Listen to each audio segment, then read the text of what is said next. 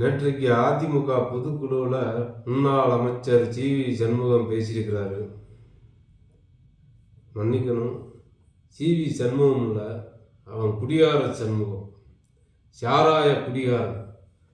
இன்னொரு காலத்தில் விழுப்புரம் மாவட்டத்தில் லோக்கல் ஏரியாவில் சாராய குடிக்கு மகா சாராய வியாபாரி, சரியான சாராய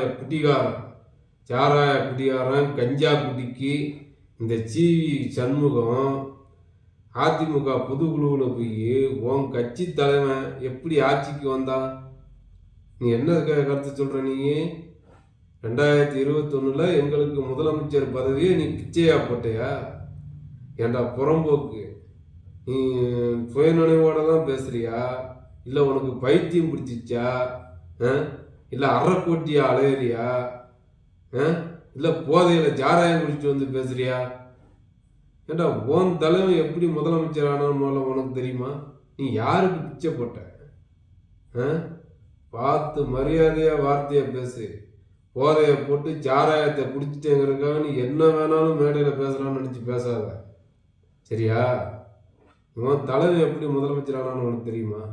எலெக்ஷனில் நின்னானா? நான் தான் முதலமைச்சர் வேட்பாளர்னு சொல்லி அறிவிச்சான உன் தலைவன். ஏன் அவன்னு பேசுகிறேன்னா, என் தலைவனை நீ இவ்வளோ தரக்குறையா நீ விமர்சிக்கணும், ஒன்றை அத்தை விட்ட நான் இறங்கி அடிப்போம் நாங்கள் திமுக காரங்க, புரியுதா? நீ ஒரு வார்த்தை என் தலைவனை தப்பாக பேசுனா நான் 1000 வார்த்தை பேசுவோம் நாங்கள். பிச்சை போட்டேங்கிற ஏன்டா எச்ச பொறிக்கு நாய, குடியார நாய.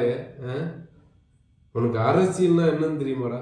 ஏதோ சாராயம் விற்று 4 காசு சம்பாதிச்சு கையில் வச்சுக்கிட்டு நீ யாரை வேணாலும் என்ன வேணாலும் பேசிய ஒரு நாட்டோட முதலமைச்சர்.